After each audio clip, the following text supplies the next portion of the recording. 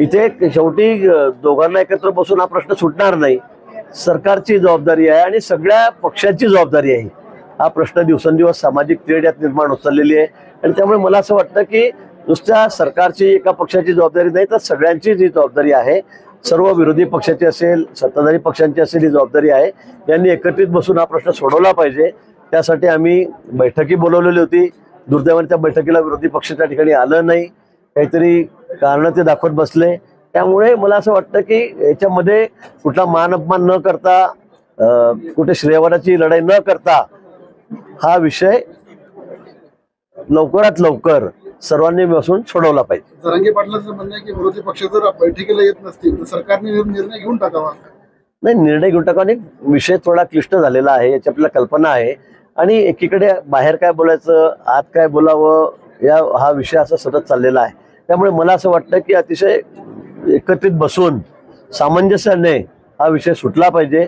कुणालाही अशा भावना होत्या कारण की आमच्यावर अन्याय होतोय याच्यावर अन्याय होतोय आणि त्यामुळे मला असं वाटतं की हा विषय सर्वांनी मिळून निर्णय घेण्याचा आहे।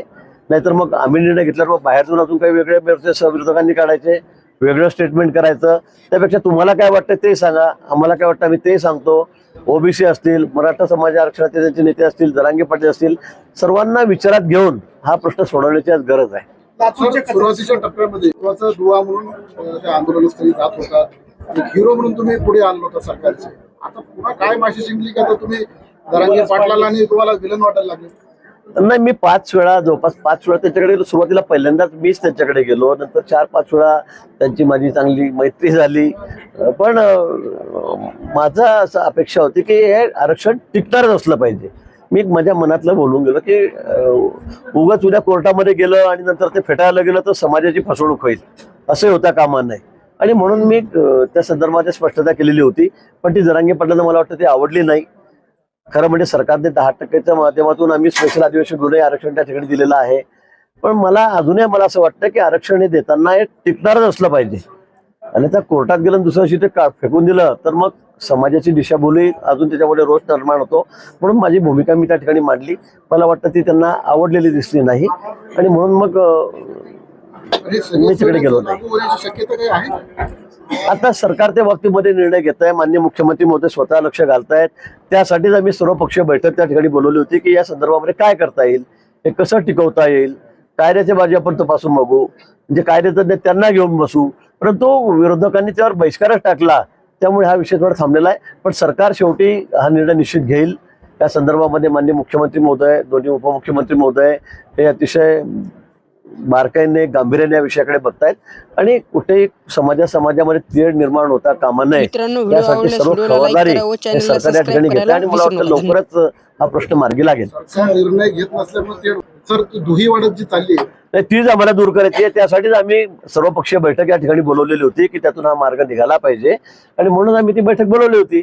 दुर्दैवाने विरोधी पक्षांनी त्याला दांडी मारली, जाणीवपूर्वक ते त्या ठिकाणी आले नाही। पण मला असं वाटतं की आपली भूमिका सगळ्यांची हे प्रश्न सोडवायची असली पाहिजे, उगाच त्या आगीमध्ये तेल टाकायची असता कामा नये एवढं मला वाटतं। कचऱ्याच्या संदर्भात लातूर हा 1 नंबरला आलाय, आपण याच्याकडे पालकमंत्री कसं बघता काय? नाही, खरं आहे, हा विषय अतिशय महत्वाचा आहे। परवा मला लातूरवरून फोन आले, मला वाटतं आपलेही फोन आले, त्याबरोबर मी कमिशनर आहेत त्यांच्याशी बोललो म्हणजे मी त्यांना खूप कडक समज या संदर्भामध्ये दिलेली आहे। लातूरमध्ये कचऱ्याचा प्रश्न असेल, स्वच्छतेचा प्रश्न असेल, काही प्रमाणामध्ये फायली काढायचा प्रश्न असेल, बांधकामाच्या परवानग्याचा प्रश्न असेल, हा फार हातगाईवर आलं मला असं वाटतंय। अनेक तक्रारी आणि गंभीर स्वरूपाच्या तक्रारी या संदर्भामध्ये या ठिकाणी येत आहेत आणि म्हणून त्या संदर्भामध्ये मी कमिशनरला अगदी स्पष्ट सांगितलेलं आहे। त्यांना कडक सूचनाही मी या संदर्भामध्ये दिलेल्या आहेत। मला वाटतं फरक पडला का नाही अजून ते तपासावं लागेल, तुम्हीच मला सांगा। पण या बाबतीमध्ये जर त्यांनी दिरंगाई केली तर मग त्यांच्यावर निश्चित कारवाई आम्हाला करावी